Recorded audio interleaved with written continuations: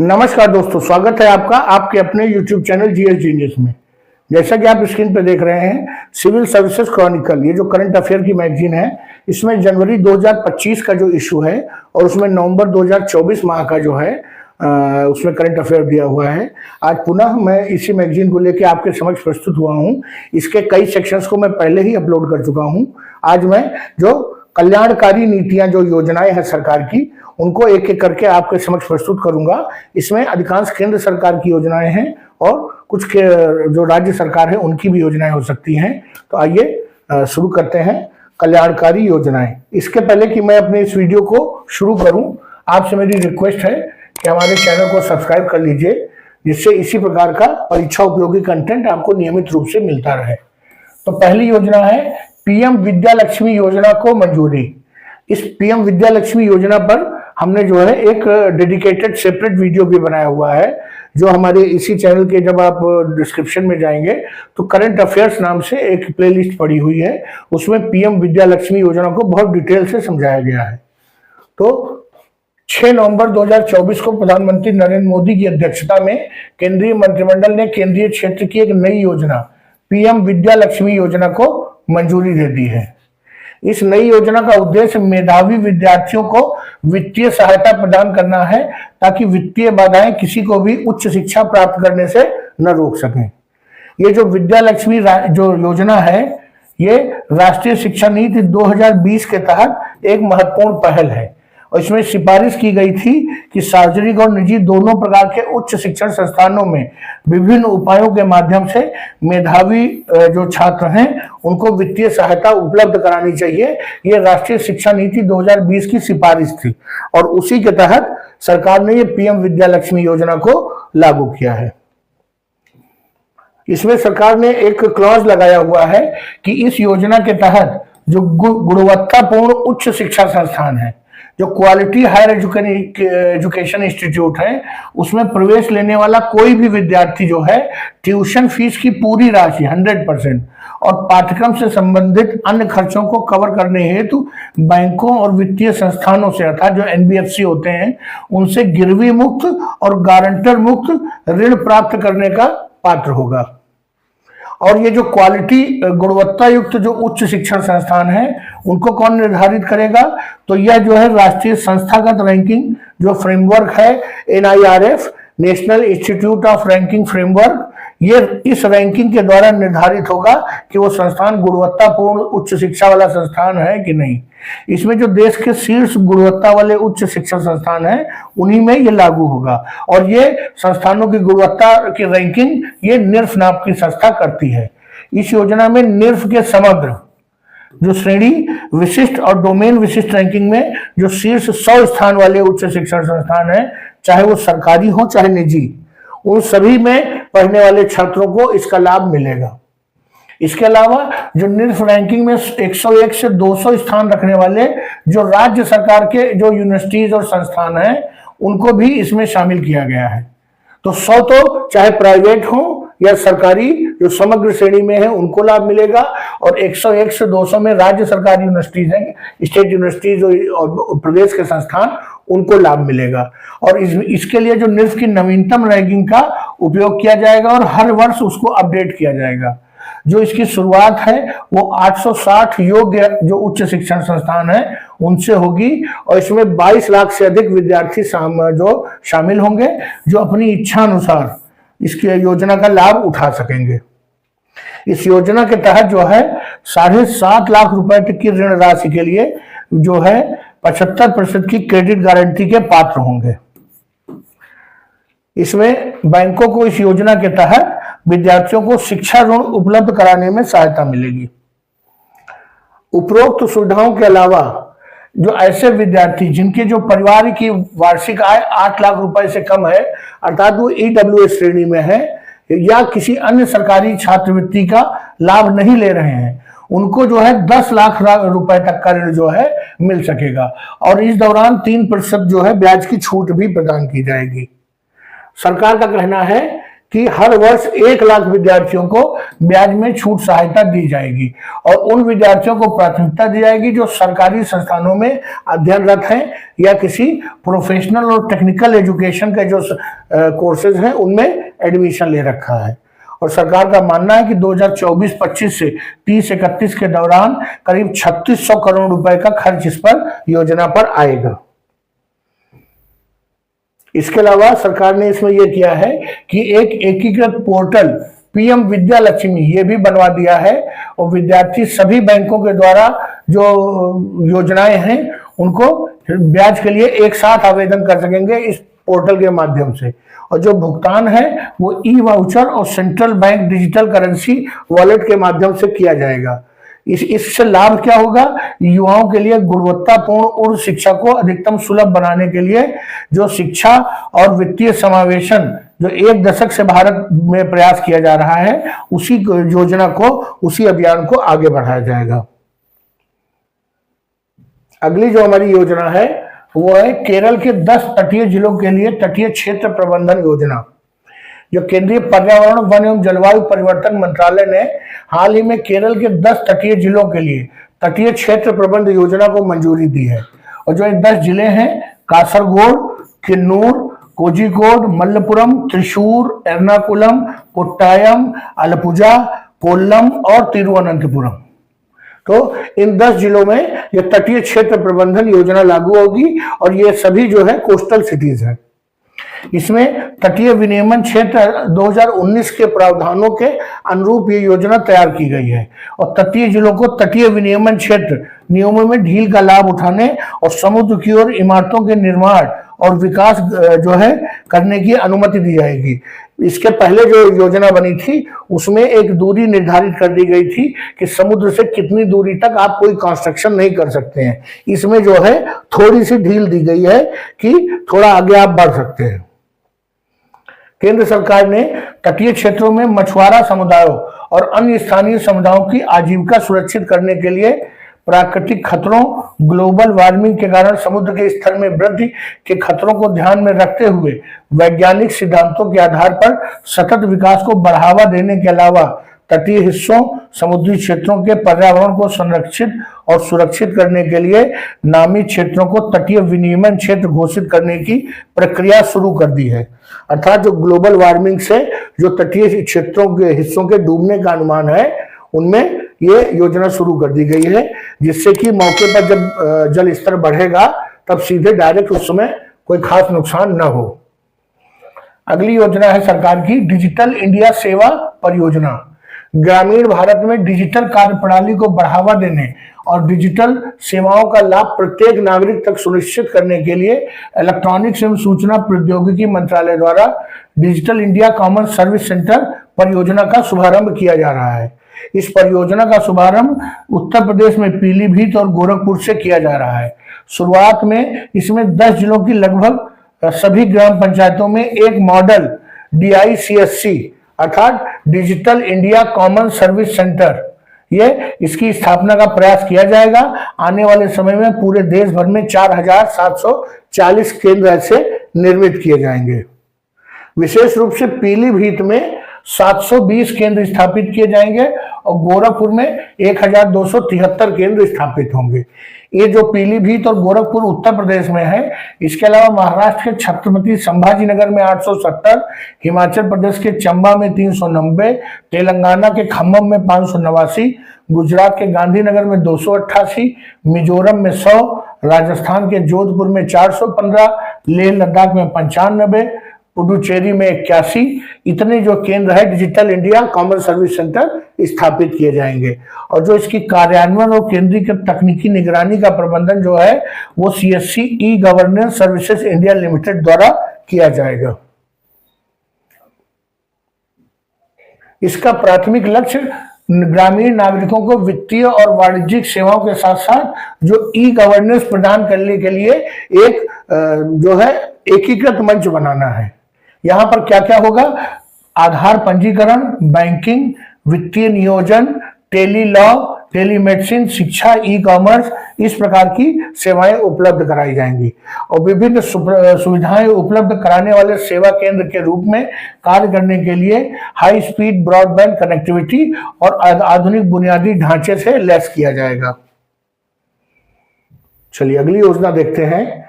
यह है नमो ड्रोन दीदी योजना के परिचालन के दिशा निर्देश दे दिए गए हैं। 1 नवंबर 2024 को कृषि एवं किसान कल्याण विभाग ने केंद्रीय क्षेत्र की योजना नमो ड्रोन दीदी के परिचालन के दिशा निर्देश जारी किए गए हैं। साथ ही सरकार ने दीनदयाल अंत्योदय योजना राष्ट्रीय ग्रामीण आजीविका मिशन के तहत महिला एवं स्वयं सहायता समूहों को ड्रोन उपलब्ध कराने के लिए 1261 करोड़ रुपए के व्यय के साथ नमो ड्रोन दीदी योजना को मंजूरी दी है। इस योजना का लक्ष्य है कि 2024-25 और 25-26 की अवधि के दौरान 14,500 महिला एवं स्वयं सहायता समूहों को कृषि में तरल उर्वरकों और कीटनाशकों के उपयोग जैसे उद्देश्यों के लिए ड्रोन उपलब्ध कराना है। और ये जो ड्रोन की सेवाएं हैं वो किसानों को सस्ते दर पर ये महिलाएं उपलब्ध कराई जाएंगी। और ये जो योजना है इसके परिचालन के जो दिशा निर्देश दिए गए हैं वो दिए गए हैं कि केंद्रीय स्तर पर कृषि एवं किसान कल्याण विभाग, ग्रामीण विकास विभाग, उर्वरक विभाग, नागरिक उड्डयन मंत्रालय, महिला एवं बाल विकास मंत्रालय के सचिवों के अधिकार प्राप्त समिति के निर्देशों के तहत ये जो ड्रोन दीदी वाली योजना है वो संचालित होगी। योजना के अंतर्गत ड्रोन और सहायक उपकरण शुल्क की लागत के 80% की दर से केंद्रीय वित्तीय सहायता अधिकतम 8 लाख रुपए महिला स्वयं सहायता समूहों को पैकेज के रूप में ड्रोन खरीद के लिए प्रदान की जाएगी। इस योजना के तहत पैकेज के रूप में ड्रोन की आपूर्ति भी की जाएगी। पैकेज में तरल उर्वरक और कीटनाशकों के छिड़काव के लिए स्प्रे तंत्र और बेसिक ड्रोन को रखने का डिब्बा, मानक बैटरी स्लॉट, नीचे की ओर फोकस कैमरा, दोहरे चैनल वाला fast battery charger hub, anemometer, मतलब जो उसके एक्सेसरीज हैं वो सब मिलेंगी और ऑन साइट वारंटी भी मिलेगी। महिला स्वयं सहायता समूहों को सदस्यों में एक को 15 दिन का प्रशिक्षण भी दिया जाएगा, अर्थात जो समूह है उसमें से एक महिला को 15 दिन का प्रशिक्षण दिया जाएगा।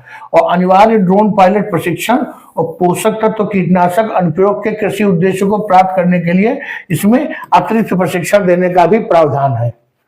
और योजना की जो प्रभावी निगरानी है वो IT आधारित प्रबंध प्रणाली यानी ड्रोन पोर्टल के माध्यम से की जाएगी, जो सेवा वितरण, निगरानी, धन प्रवाह, धन के वितरण एंड टू एंड सॉफ्टवेयर के रूप में काम करेगा। तो ये जो ड्रोन दीदी वाली परियोजना है वो कुछ दिनों में आपको अपने गांव में आसपास दिखाई देगी। अगला देखते हैं चिकित्सा उपकरण उद्योग को मजबूत करने की योजना। 8 नवंबर 2024 को केंद्रीय रसायन एवं उर्वरक मंत्रालय ने देश में चिकित्सा उपकरण उद्योग के विकास को समर्थन देने के लिए 3 वर्षों के लिए 500 करोड़ योजना के प्रारंभिक व्यय के साथ चिकित्सा उपकरण उद्योग को मजबूत करने की योजना का शुभारंभ किया है। यह एक समग्र योजना है जो चिकित्सा उपकरण उद्योगों के संवेदनशील क्षेत्रों को लक्षित करती है, जिसमें क्या क्या प्रमुख है, हिस्सों और सहायक उपकरणों का निर्माण, कौशल विकास, नैदानिक अध्ययन मतलब डायग्नोसिस के लिए मदद, सामान्य बुनियादी ढांचे का विकास और उसकी जो मैन्युफैक्चरिंग उद्योग है उसको बढ़ावा देना। इसमें डायग्नोस्टिक मशीनों से लेकर सर्जिकल उपकरण तक, स्टेंट से लेकर प्रोस्थेटिक तक सभी चिकित्सा उपकरण बीमारियों की रोकथाम, निदान, उपचार के लिए ये बहुत महत्वपूर्ण साबित होगा। चिकित्सा उपकरण जो योजना बनाई गई है, भारत में चिकित्सा बाजार का उपकरण $14 बिलियन है इस समय, और उम्मीद की जा रही है कि 2030 तक ये $30 बिलियन का हो जाएगा। तो अगर इसमें अभी मेहनत नहीं की जाएगी तो मौके पे हम उन जरूरतों को पूरा नहीं कर पाएंगे और हमको इंपोर्ट पर निर्भर रहना पड़ेगा। सरकारी समर्थन मिलने के बाद भारत में चिकित्सा उपकरण विनिर्माण क्षेत्र को चुनौतियों का सामना करना पड़ रहा है। इसमें जो सबसे पहली चुनौती है कि इंफ्रास्ट्रक्चर की जो है कमी है, और यह योजना इस उद्योग के लिए गेम चेंजर साबित होगी और भारत को आत्मनिर्भर बनाने में जो है बहुत महत्वपूर्ण योजना निभाएगी। इसमें 5 उप योजनाएं शामिल हैं। पहली है कि चिकित्सा उपकरण क्लस्टरों के लिए सामान्य सुविधा, अर्थात अलग अलग जगहों पर क्लस्टर बनाए जाएंगे जहां पर ये चिकित्सा उपकरण इन सब चीजों का उपयोग होगा, मतलब प्रोडक्शन होगा। आयात निर्भरता को कम करने के लिए निवेश, अर्थात कोशिश की जाएगी कि आयात को कम से कम किया जाए इस क्षेत्र में। चिकित्सा उपकरणों के निर्माण के लिए क्षमता निर्माण और कौशल विकास, अर्थात प्रयास होगा कि लोगों में इस प्रकार की क्षमता और स्किल पैदा की जाए और अलग अलग कोर्सेज और पाठ्यक्रम चलाए जाएं जिससे कि लोगों में स्किल डेवलप हो। चिकित्सा उपकरण नैदानिक अध्ययन सहायता योजना, इसमें पशु अध्ययन, मानव परीक्षण, ये सभी इस सब के लिए वित्तीय सहायता प्रदान की जाएगी। और फिर चिकित्सा उपकरण संवर्धन योजना, इसका उद्देश्य है कि चिकित्सा उपकरण संबंधी गतिविधियों को बढ़ावा देने के लिए कॉन्फ्रेंस और सेमिनार और प्रोग्राम इन सबको आयोजित किया जाए जिससे लोगों में जागरूकता बढ़े। अगली योजना है वन नेशन वन सब्सक्रिप्शन योजना को मंजूरी दी गई है। इसमें केंद्रीय मंत्रिमंडल ने विद्वानों के शोध लेखों और जर्नल प्रकाशनों तक देशव्यापी पहुंच प्रदान करने के लिए एक नई योजना लागू की है जिसको नाम रखा है वन नेशन वन सब्सक्रिप्शन। यह योजना क्या है? सरल, उपयोगकर्ता अनुकूल और पूरी तरह से डिजिटल प्रक्रिया के माध्यम से संचालित होगी और 3 कैलेंडर वर्षों में 2025, 26, 27 के लिए वन नेशन वन सब्सक्रिप्शन हेतु 6,000 करोड़ रुपया आवंटित किया गया है। ये कहाँ होगा? सरकारी विश्वविद्यालय, कॉलेज, शोध संस्थान, अनुसंधान विकास प्रयोगशाला में अनुसंधान व नवाचार की संस्कृति को बढ़ावा देने के लिए अनुसंधान नेशनल रिसर्च फाउंडेशन द्वारा ये इसकी पहल की जाएगी।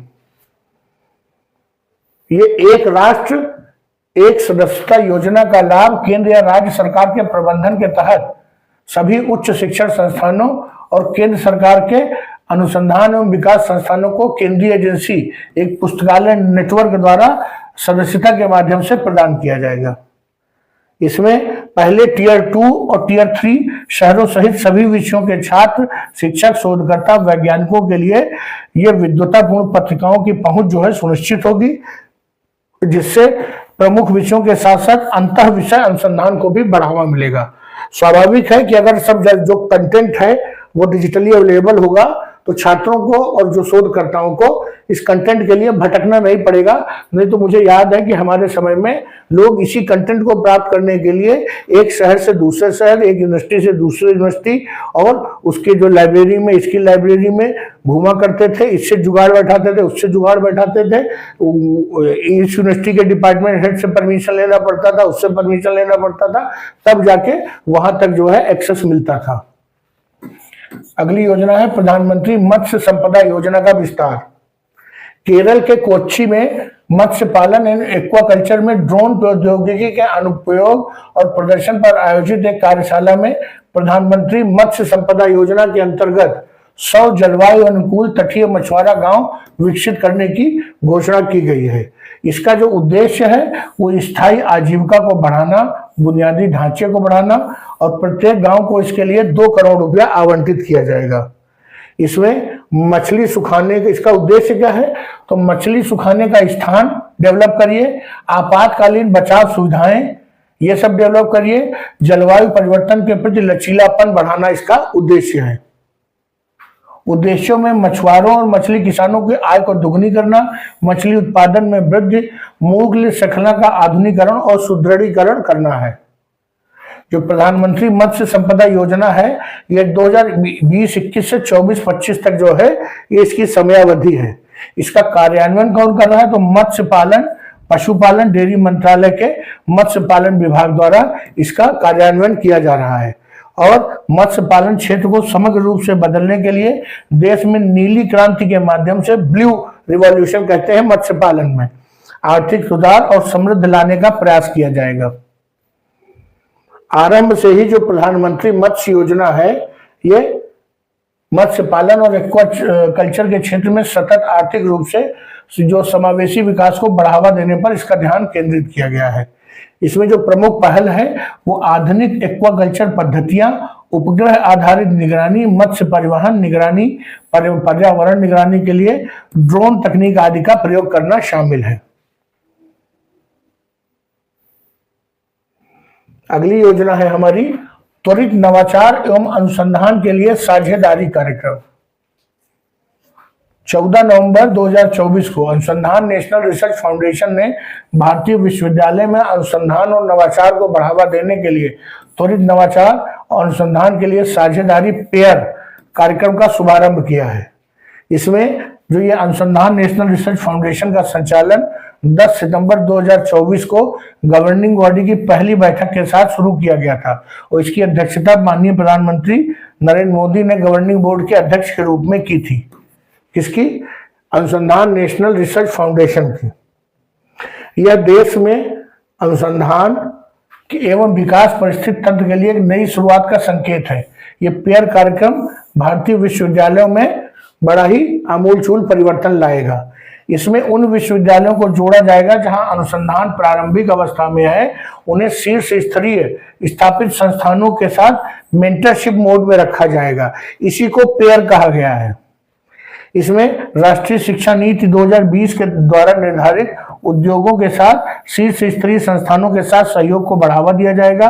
भारतीय विश्वविद्यालय विशेष रूप से सीमित शोध क्षमताओं वाले केंद्रीय और राज्य सार्वजनिक विश्वविद्यालयों में अनुसंधान उत्कृष्टता को बढ़ावा देने के लिए यह योजना डिजाइन की गई है।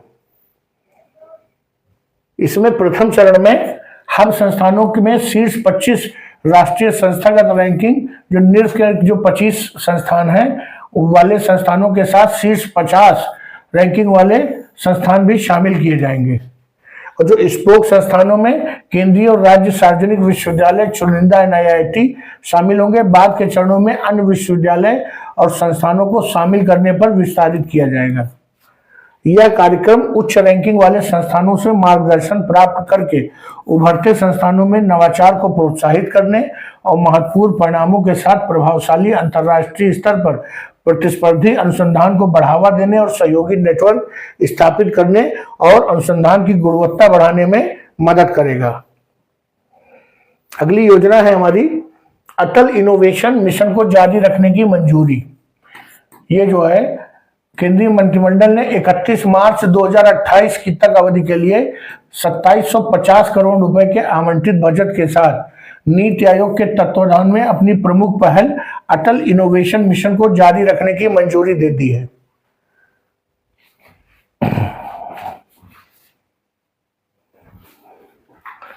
यह जो अटल इनोवेशन मिशन 2.0 जो है ये विकसित भारत की दिशा में एक कदम है और इसका उद्देश्य है कि भारत के पहले से ही जीवंत नवाचार और उद्यमिता परिस्थिति तंत्र को विस्तारित और मजबूत करना है। इसमें ऐसे कार्यक्रमों को लागू करने की प्रक्रिया शामिल थी जिन्होंने भारत के तत्कालीन उभरते परिस्थिति तंत्र को मजबूत करने के लिए नवाचार और बुनियादी ढांचे का निर्माण किया, जबकि जो ये 2.0 योजना है उसको उस वातावरण में कमियों को दूर करने और केंद्र और राज्य सरकार उद्योग शिक्षा समुदाय के माध्यम से सफलताओं को हासिल करने के लिए ये डिजाइन की गई है। इसमें जो ये अटल मिशन योजना 2.0 है इसमें भारत के नवाचार और उद्यमिता के वातावरण के 3 तरीकों से मजबूत करने के लिए डिजाइन किया गया है। पहला है इनपुट बढ़ाकर, यानी अधिक इनोवेटर्स और उद्यमियों को शामिल किया जाए। दूसरा सफलता दर में सुधार किया जाए, यानी अधिक स्टार्टअप को सफल होने में मदद किया जाए। तीसरा है आउटपुट की गुणवत्ता में सुधार किया जाए, अर्थात बेहतर नौकरियों, उत्पादों और सेवाओं का उत्पादन किया जाए। इसका जो अगला चरण है 2.0 से भारत की वैश्विक प्रतिस्पर्धात्मक और बढ़ोतरी होने की उम्मीद है। इसमें सभी क्षेत्रों में बेहतर नौकरियां, नवीन उत्पाद और उच्च जो है गुणवत्ता वाली सेवाएं जो है उत्पादित करने में मदद मिलेगी। तो चलिए मित्रों, जो कल्याणकारी योजनाएं हैं जिससे पूरे देश का कल्याण होगा, जो अच्छी योजनाएं हैं इनको मैंने आपके समक्ष प्रस्तुत किया।